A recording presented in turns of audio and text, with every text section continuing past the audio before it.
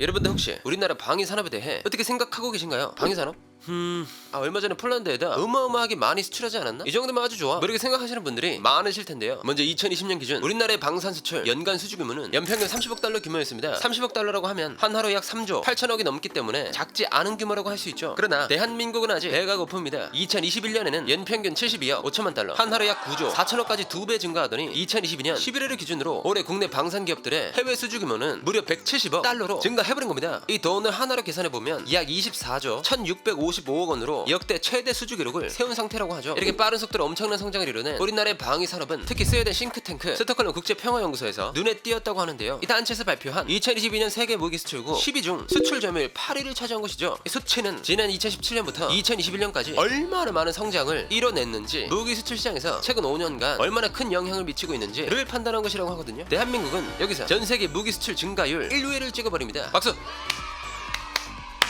이것만 보더라도 국뽕이 차오르다 못해 슬슬 넘칠 것 같은데, 최근 우리나라의 방산은 폴란드, 아랍에미리트를 넘어 미국까지 진출할 수 있다는 전망이 나오고 있죠. 그렇게 우리 정부는 오는 2027년까지 세계 방산 수출 시장 점유율 5%를 넘어 세계 4대 방산 수출국이 되겠다고 하는데, 자 그럼 늘 급배밀 무기 수입국에서 수출국으로 한국 무기 수출 증가율 1위 떠오르는 K방산 피한 지금 바로 시작합니다. 전 세계로 뻗어나가는 우리나라의 방위산업, 먼저 방위산업 줄여서 방산이라고 하는 것은 국가의 방위를 위해 군사 무기 등을 제작하는 산업을 의미합니다. 그리고 각 나라에서 개발한 방산을 가지고 수출하거나 수입하는 등의 방산 수출이 이루어지고 있죠. 아무래도 우리나라의 경우 저기 위쪽 동네에 위치한 이 나라의 존재가 있잖아요. 에이 그래 나 조선민주주의인민공화국의 수령 김정은이야. 그러다 보니 우리는 계속해서 방위산업을 강화해 나갈 수밖에 없었습니다. 왜냐? 전쟁이 일어날 가능성을 누르는 힘, 즉 전쟁 억제력이 결국 이 방위산업에서 나오기 때문이니까 말이죠. 이 말은 즉 강력한 군사력을 가지고 있어야만 다른 나라가 공격을 하지 못한다 라고 말할 수 있는데, 지난 2022년 2월 24일 우크라이나와 러시아의 전쟁이 시작되면서 이 전쟁 억제력에 대한 중요성이 엄청난 주목을 받게 되었습니다. 전 세계 국방력 2위인 러시아가 22위인 우크라이나를 침공한 것은 러시아가 압도적인 국방력으로 침공했다고 볼 수 있으니까, 아무래도 이런 상황을 보고 있던 전 세계 국가에서는 하루빨리 국방력을 강화하기 위해 더 견고하고 더 강하고 더 스페셜한 무기를 찾기 시작했는데요. 그리고 그 중에서도 가장 주목을 받은 무기를 가지고 있는 나라가 있었죠. 바로 대한민국. 우리나라는 여러분도 잘 아시다시피 세계 군사력 순위를 매년마다 평가하는 미국 전 세계 군사력 평가 기업인 GFP에서 140여 개국 중 6위를 차지했습니다. 이 소리 자체만 본다면 진짜 우리나라 강력하구나 라고 생각할 수 있잖아요. 하지만 이 GFP의 평가 항목에는 전략무기에 관한 부분이 빠져있다고 하죠. 전략무기란 전쟁 수행에 큰 영향을 미치는 군사기지, 산업시설을 목표로 공격하는 데 쓰는 무기인데, 이 중에서도 가장 대표적인 무기가 바로 핵입니다. 핵. 결국 이 순위는 핵을 제외하고 각 나라마다 병력 규모라든지 전차, 전투기 등의 계량적인 것들로 평가한 수치이기 때문에 정확한 군사력 순위다 라고 볼 수는 없는 거죠. 그래도 핵무기를 제외한 재래식 전력으로는 우리나라가 전 세계에서 탑10 안에 들어간다는 거잖아요. 그리고 이때 우리나라 무기에 가장 많은 관심을 보였던 나라는 폴란드였죠. 먼저 폴란드는 과거 소련 시절 동국권 국가에 속하고 있었기 때문에 대부분의 무기 체계가 러시아의 영향을 받고 있었다고 합니다. 그러나 폴란드가 북대서양조약기구 즉 나토에 가입하게 되면서 모든 무기 체계를 서방 쪽으로 바꾸기 시작했죠. 그렇게 천천히 러시아에 대한 의존도를 낮춰가고 있었는데, 우크라이나 러시아 전쟁이 터져버렸네. 이로 인해 폴란드는 발등에 불똥 떨어진 듯 국방력을 강화하기 위한 무기 수입을 진행했습니다. 애초에 폴란드는 러시아의 우방 국가인 벨라루스와 국경을 맞대고 있을 뿐만 아니라, 만약 우크라이나 러시아 전쟁이 러시아의 승리로 돌아가게 된다면 다음 타깃은 자신이 될 것 같은 느낌적인 느낌 때문이었죠. 그리고 폴란드가 선택한 우리나라의 무기는 FA-50 경공격기, 개량형 48대, K2 전차 980대, K9 자주포 648대. 이때 우리나라가 벌어들인 수입은 총 148억 달러, 한 하루 약 20조에 육박하는 금액이었습니다. 게다가 이 계약으로 이어지는 후속 사업까지 진행이 된다면 무려 40조에 가까운 방산 계약이 체결된 것이었죠. 근데 우리나라 무기가 수출된 건 진짜 좋은 일이긴 한데, 도대체 왜 우리나라인 거야? 옆나라 독일도 있고 미국도 있잖아 라고 생각하실 수 있으실 것 같은데요. 실제로 폴란드는 우리나라의 무기를 선택하기 전 독일, 미국 등의 나라에서 무기를 수입할 생각을 하지 않았던 것은 아니었죠. 독일이나 미국 무기가 좋다는 것은 세계적으로 인증된 거니까. 하지만 우리 K방산에는 독일과 미국이 가지고 있지 않은 것을 가지고 있었습니다. 일단 독일제 전차와 자주포를 우리나라와 비교해봤을 때 독일 무기가 좋긴 좋지만 또 성능은 그렇게 차이가 안 나. 게다가 가장 중요한 가격이 적게는 3배에서 많게는 절반 가까이 저렴하다 보니 우리나라 방산을 선택하지 않을 이유가 없었던 거죠. 또 폴란드 입장에서는 하루빨리 국방력을 강화해야 하는 상황이었잖아요. 독일이나 미국 같은 경우 빨리빨리 생산 및 도입시킬 수 없다는 문제가 있다 보니 비교적 빠르게 생산해서 배치할 수 있는 우리나라의 무기가 조금 더 이목을 이끌었던 겁니다. 그리고 여기서 가장 중요한 K방산의 강점 중 하나가 빠르고 정확한 납기야. 여기서 여기서 말씀드린 납기란 세금이나 공과금 따위를 내는 식이나 기한인데 우리나라가 따박따박 빠르고 정확하게 납기까지 잘 해버립니다. 뭐 아무리 전차나 자주포 성능이 좋다고 해도 납기를 잘하지 못한다면 그건 좀 그렇잖아요. 결국 이 모든 장점이 합쳐지면서 우리나라 방위 산업 역사에 큰 영향을 미치게 된 쾌거를 이루게 된 거죠. 이런 상황을 봤을 때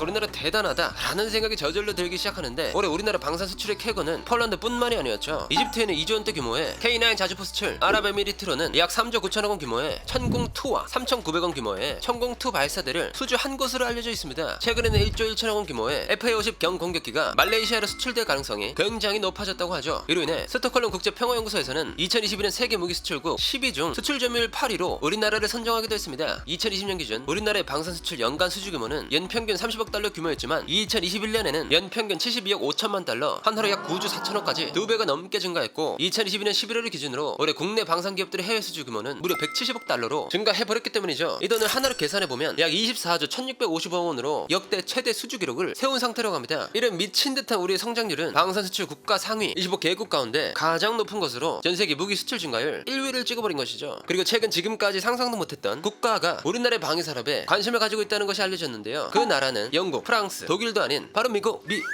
전조국이 우리나라 무기에 관심이 있다고? 아니 이게 무슨 소리야? 라고 생각하고 계신 분들이 많으실 겁니다. 그러나 실제로 우리나라의 전투 무인 차량이 평택 주한미군 기지에서 첫 시연을 진행했다고 하죠.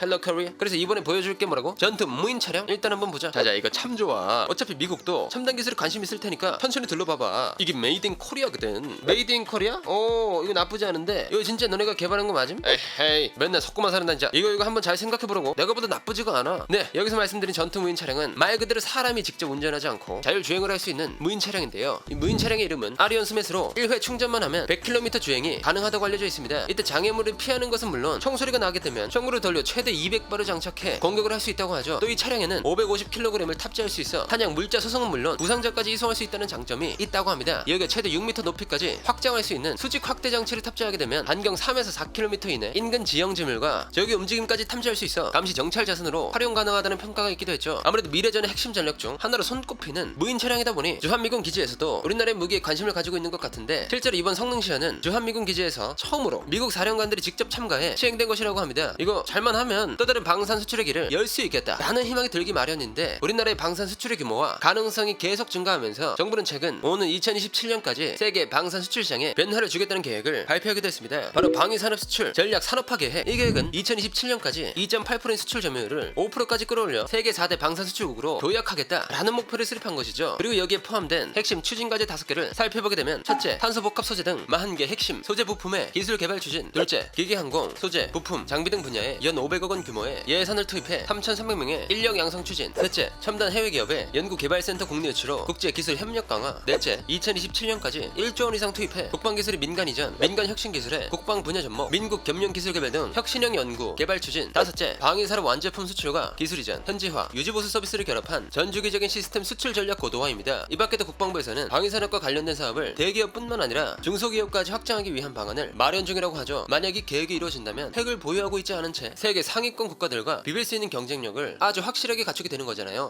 앞으로 우리나라 방위 산업이 어떤 변화를 보여줄지 기대되는 것 같네요. 자, 그럼 우리나라가 방산 수출 강국으로 거듭날 수 있도록 희망을 품으면서 오늘의 1급 비밀 마치도록 하겠습니다. 다음에 또 다른 이야기를 담은 서류 1급 비밀 파일에 들고 다시 찾아오도록 하겠습니다. 감사합니다.